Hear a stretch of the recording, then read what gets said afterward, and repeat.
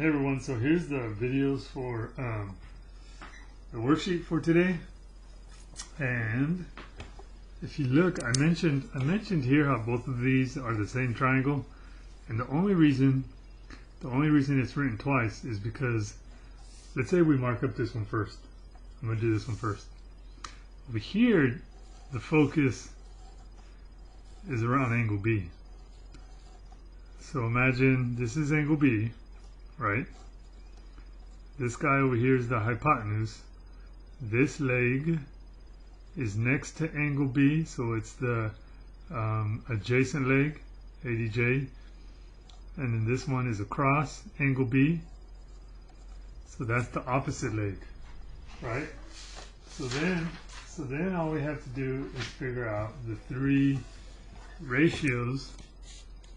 Here's the three ratios of the angle B. The sine ratio is opposite over hypotenuse. Opposite is B, the hypotenuse is C. The cosine ratio of B is adjacent over hypotenuse. Adjacent over hypotenuse. And then the tangent ratio is opposite over adjacent. Opposite over adjacent, B over A. See, once we mark it up for angle B, we can't. It's hard to rewrite it to now focus on angle A.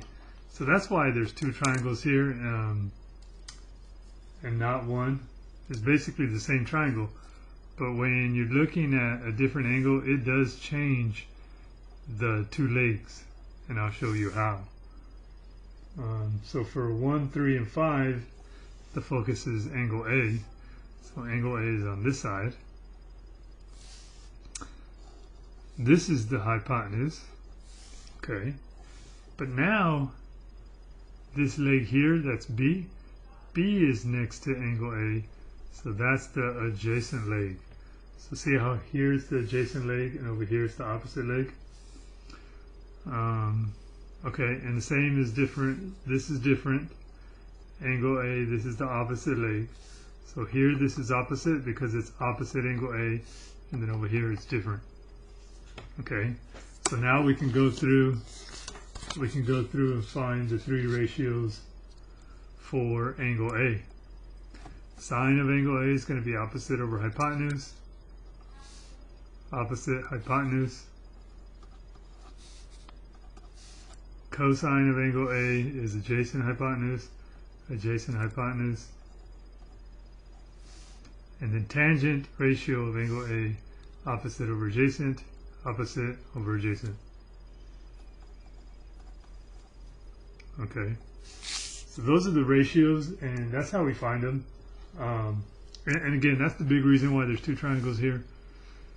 We can get away with just drawing one, but there is two. That way because when we diagram this, when we label the sides, we can have two different triangles to label. They do change. The legs change once you change what acute angle you're looking at. Okay. So pause that, grab 1, 2, 3, 4, 5, 6. Let me lower it, and then we can talk about 7 and 8. Now 7 and 8, again, those are the same triangles. However, for 7, it wants us to find the three ratios for angle G. Here's angle G. And then for 8, it wants us to find the three ratios for angle F. Okay. Now this is asking it for a reduced fraction. I'm not going to worry about that right now. We'll worry about reducing it some other day. I just want to make sure you guys can grab the ratio correctly. Okay. So let's label the sides. This is the hypotenuse. This leg, or this side, is next to angle G, so I know that's the adjacent leg.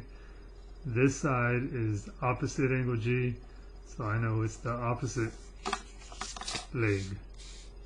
Again, there are my three ratios, so I know sine of angle G, opposite over hypotenuse, there's opposite hypotenuse. cosine of angle G, adjacent over hypotenuse, adjacent over hypotenuse.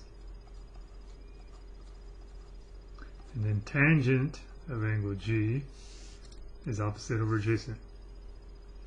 36 over 48. Okay.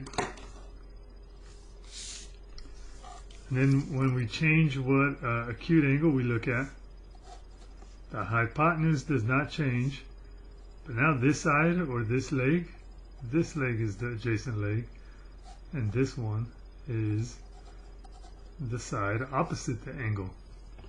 Okay, and then we can go through and figure out the three ratios for angle F. Sine of angle F, opposite over hypotenuse. Cosine of angle F, adjacent over hypotenuse. Tangent of angle F, opposite over adjacent.